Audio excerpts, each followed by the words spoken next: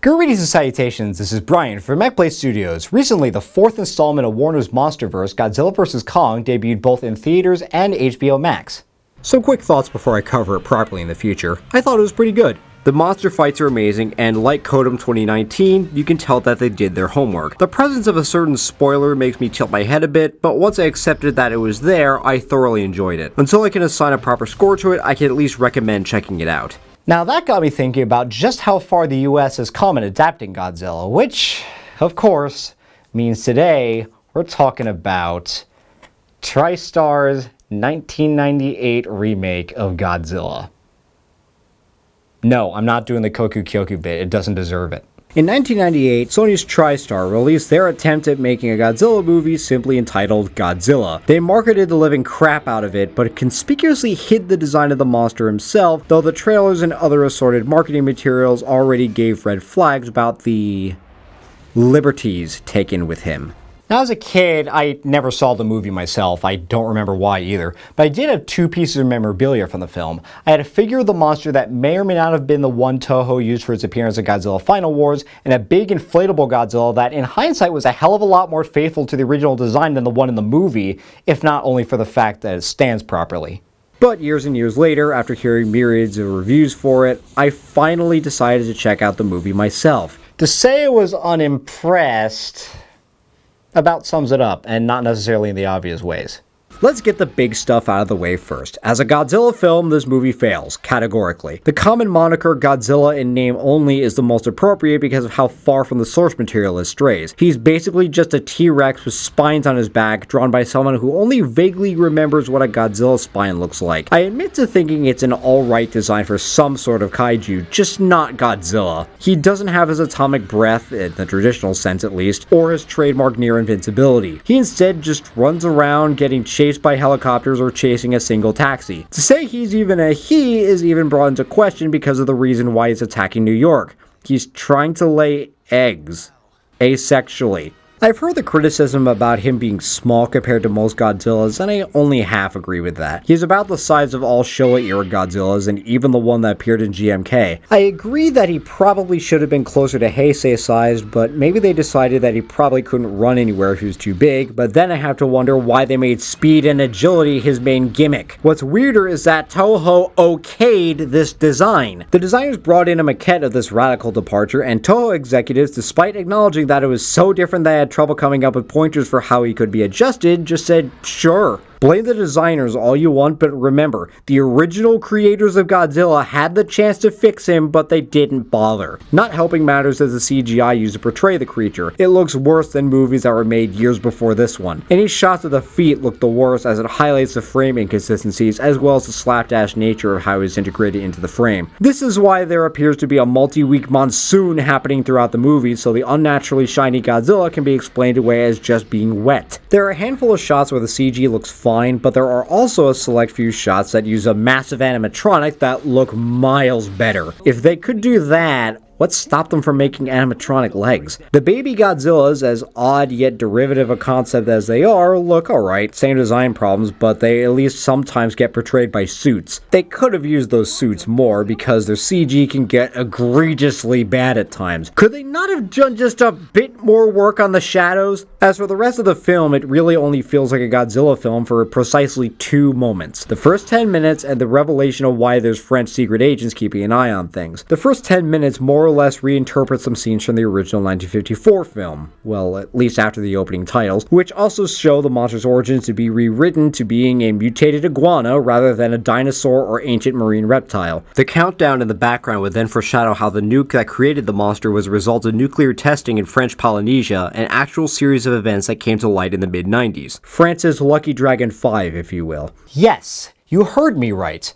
The film does attempt to have a similar anti-nuclear message as the original film, but besides this and the briefing scene with the special forces, that's the beginning and end of it. It's never brought up afterwards. The rest of the film is generic disaster movie fare. Military scenes, politician scenes, obnoxious acting scenes, all interspersed with fairly predictable action. Roland Emmerich at his finest. They practically do the same action scene twice in the middle of the movie. Godzilla is drawn out with a giant pile of tuna, the army shoots at him, and he runs off to be chased by helicopters. The only difference is the end of the scene where he's supposedly killed by torpedoes, and then the army celebrates without checking to see if he's actually dead. Whoops. And that's after they lose track of the thing multiple times after various attacks, and nobody thinks to try to attach a tracking beacon to it. Even though the scenes with the baby Godzillas inside Madison Square Garden are occasionally ripped directly from Jurassic Park's raptor scenes, they're mildly interesting, if not because there's something different, and even then I have to wonder why these secret agents forget to shoot anything right in front of them and instead stand there and die like idiots. It can't be the film trying to avoid violence. They immolate all these babies with bombs and bring down Godzilla himself with missiles. Also, something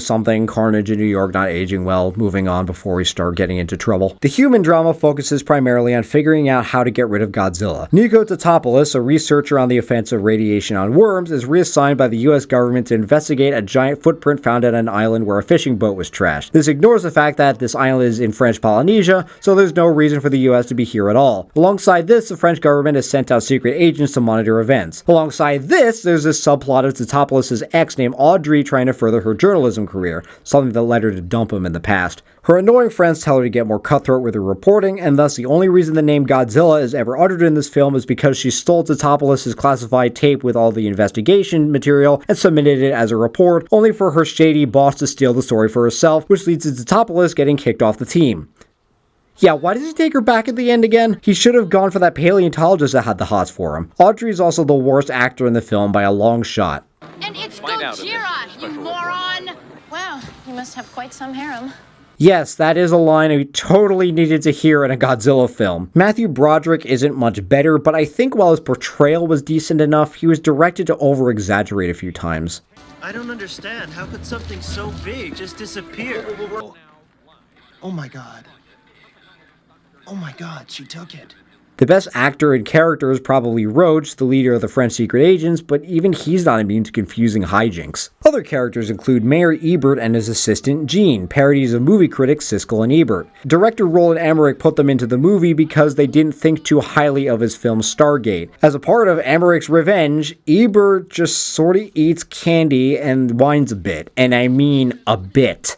The real Siskel and Ebert themselves wondered why in a monster movie they didn't get stomped or eaten, so what was the point of them even being included? The tone is also all over the place, mostly in regards to Godzilla. It can't seem to make up its mind of whether Godzilla is a massive threat that can drive humanity to extinction, or if it's just a lost animal following its instincts. The first proper look we get of the monster is accompanied by this whimsical, uplifting tune until the army starts shooting and it changes to what you'd expect. When Godzilla is killed, everything goes silent as we get close-ups of Tatopoulos watching the life leave the creature's eyes, quickly followed up with happy victory music. On the human side of things, the dialogue just alternates between cliches and unfunny jokes, if they even can be considered jokes rather than just stating the obvious. That's a lot of fish. Sure is. There, I mentioned it. I don't have a problem with there being jokes and humor at all. I can respect a movie that doesn't always take itself too seriously, especially with a premise like Godzilla, which has had wackier entries in its history, but the humor has to actually work. Oh, I have to go beat by beat, right? Here, iguana gets mutated, Godzilla wrecks boats, humans investigate, Godzilla wrecks more boats, humans investigate, Godzilla attacks New York, humans investigate, military chases Godzilla, humans investigate, military chases Godzilla, humans find nested run for the babies, military chases and kills Godzilla. Oh, and one baby survived. Well, looking at it like that, I guess I can see why they put in padding. But then how about just make the main beats interesting instead? Overall, I give TriStar's Godzilla a 4 out of 10. The fact of the matter is, while this is very much on the worst side of Godzilla films, it barely counts as one because of the amount of departures from the source material. Even as a film with a character named Godzilla in it, I think All Monsters Attack and Godzilla vs. Megalon are much worse than this.